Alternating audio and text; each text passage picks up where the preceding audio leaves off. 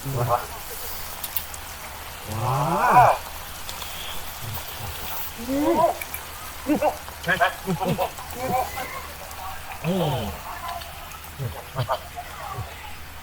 ជំរាបសួរពុកម៉ែបងប្អូនអរគ្នាថ្ងៃនេះខ្ញុំសូមមកបង្ហាញពីការធ្វើ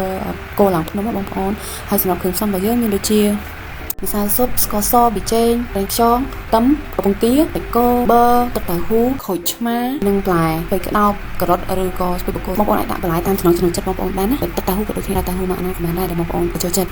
អូខេបងប្អូនអញ្ចឹងយើងមកចាប់ផ្ដើមធ្វើគោឡើងភ្នំទាំងអស់គ្នាជាដំបូងយើងនឹងសាច់គោស្អាតយើងយកសាច់គោយកមកហាន់ជាបន្ទះកុំស្ដើងពេកហើយក៏កុំក្រាស់ពេកមកល្មមណាបងប្អូនបន្ទាប់ពីយើងបានហាន់សាច់គោរួចហើយយើងយកសាច់គោយកមកប្រឡាក់គ្រឿងយើងតិចណាដើម្បីវាមានជាតិអញ្ចឹងដំបូងគឺខ្ញុំដាក់ម្សៅស៊ុបដាក់ប្រេងខ្យងប៊ីចេងខ្ទឹមច្រាំបងប្អូនដើម្បីវាកាន់តែឈ្ងុយទៀតហើយយើងច្របល់គ្រឿងជាមួយនឹងសាច់ហ្នឹងឲ្យសព្វល្អទៅមកបងប្អូនបន្ទាប់ពីយើងបានច្របល់សាច់ហើយនឹងគ្រឿងទាំងអស់នឹងបានល្អសព្វគ្រប់ហើយ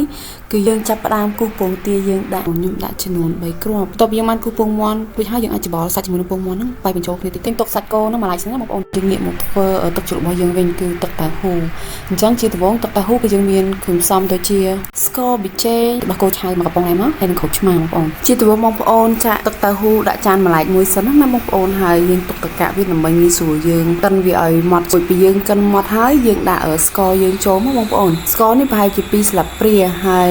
យើងដាក់ប៊ីចេងបន្ទាប់មកយើងដាក់ទឹកដោះគោឆៅយើងហ្នឹងអត់ទាំងអស់ទេបងប្អូនយើងលៃមើលមកល្មមសមកុំរាវពេកហើយក៏គោកពេកចឹងណាបងប្អូនបន្ទាប់ពីហ្នឹងមកបងប្អូនថែមក្រូចឆ្មាមកបន្ទាប់ពីថែមក្រូចឆ្មារួចបងប្អូនកូរម្ដងទៀតកូរដើម្បីឲ្យស្ករប៊ីចេងឬក៏ក្រូចឆ្មាតៅហ៊ូរបស់យើងហ្នឹងកាន់តែចូលជាតិគ្នាទៅប៉ុណ្្នឹងជាការស្រេចបងប្អូន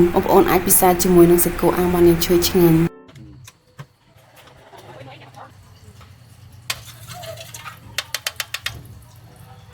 អូចិត្តអើនេះទំនងអូខេ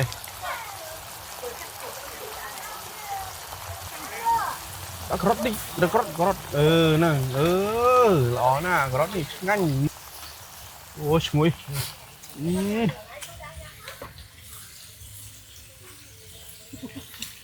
ឈឺមកណែឈ្ងុយឈ្ងុ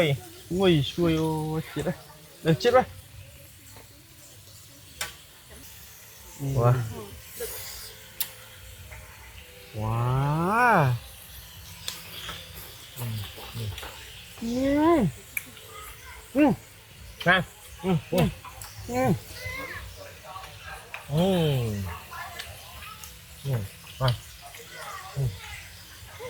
សម្រាប់វីដេអូខ្ញុំមានតែប៉ុណ្្នឹងឯងបងប្អូនអរគុណច្រើនសម្រាប់ការទស្សនាបាយបាយ